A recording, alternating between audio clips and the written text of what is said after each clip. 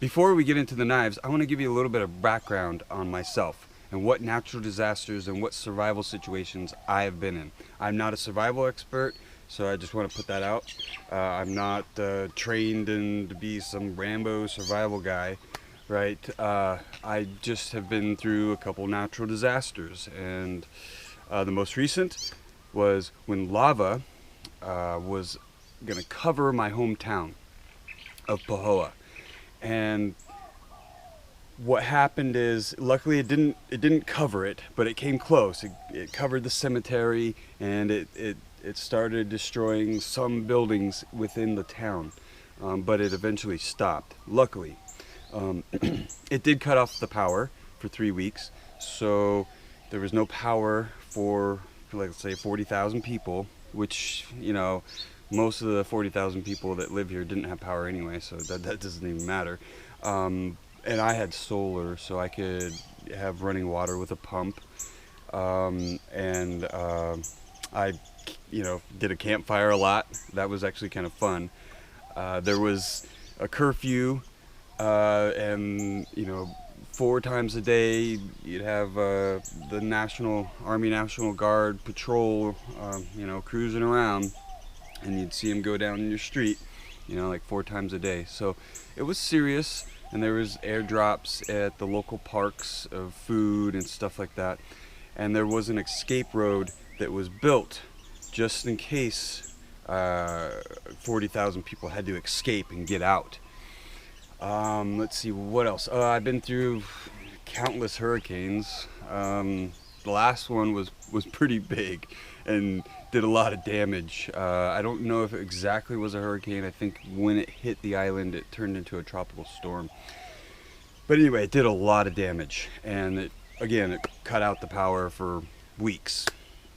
So I'm not, some Rambo, expert, survival guy, but I do know what I like in a survival knife, and I have been in several adverse situations where, yes, maybe my life wasn't in danger and it wasn't like a gnarly, survival scenario, because I believe there's different levels of survival situations. But yes, I know what it's like to live without utilities and the ability to go to the store and stuff like that. So I just wanted to give you a little background. Stick around. How's it, everybody? Gabe here from the Hawaii Institute of Self-Reliance, His Survival. Thank you for watching. Welcome back. Today's video is about survival knives, what I would classify as a survival knife. Now, that will vary depending on person to person, their experience, their personal preference. They might not think this is a survival knife. They might think that's a survival knife. This is just my personal preference of the knives I have used, and I would consider a survival knife. Now, that old saying is whatever knife you have on you is a survival knife. I agree with that. If you have an EDC knife and you're in a car wreck and you need a knife to survive and get out of the car or something, whatever knife you have on you, that's a survival knife. You will use it to help yourself survive. I agree with that. That is basically the definition of a survival knife. Now, what I would consider a survival knife is about 5 inches to roughly around a foot, right? 12 inches. That's a survival knife. Now, you can have a survival machete, 14 to 18 inches. That's what I would prefer for a survival machete. And that's different than a survival knife. I'm breaking that up, and I will do a later video on machetes and survival machetes. So, I have the Jessica X, the Schrade Jessica X, the ESEE Junglas, the Bark River Grasso Bolo, Benchmade Bolo, the Swamp Rat Mandu, and the LaRocca St5 survival knife. And I will give you a closer look, so stick around and check out what I think makes a great survival knife. Give you a close-up look at this St5, this LaRocca St5. Really enjoy using this knife. It's a tough knife. Got a nice 90-degree spine, thick tip on there. This is a convex edge. It's It's got a bow drill divot in the handle and a nice lanyard hole. I believe this is a great survival knife. Give you a closer look at this Swamp Rat Mandu. Made in America. It's got a nice tough coating on it, so it won't rust so bad, but it is out of SR 101 steel, so it does rust. And it's got some nice Markita handles, very comfortable. This is one of the most comfortable knives I've ever had. And this cutting geometry, the slicing ability of this knife is phenomenal. It's fabulous. This is a great survival knife. Tough, full tang, awesome survival knife. Next up would be the Benchmade Jungle Bolo. I live in the jungle, so of course you're gonna have a jungle bolo in there. This has got definitely a great survival color handle. I like it because it's got this nice self guard right there. My hand won't slip up if I have to, war with this bolo. And remember, a bolo is definitely a survival knife design meant for war and bushcrafting and gardening as well.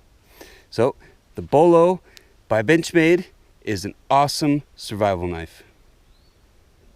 Next up, this is the Bark River Grasso Bolo 2. It's a 9-inch blade, full tang knife.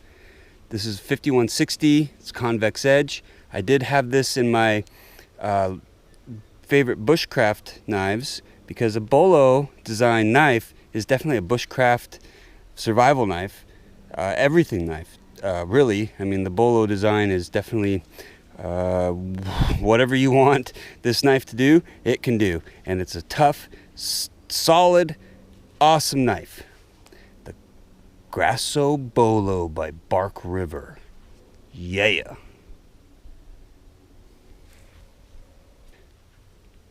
I just did a review of the ESEE Junglas or Junglas, whatever you want to call it. This is definitely a survival knife, full tang. Yeah, it's a tough knife. Check out that review. I'll put description in the description box. Next up is the ESEE Junglas. This is an awesome survival knife, close to a machete size blade length. It's got a nice balance to it. I just did a review. I will provide a link in the description box to relevant videos on this knife and the other knives that I've reviewed that I'm showing in this video. And yes, this is a tough knife. It holds up, and I would consider it a great survival knife.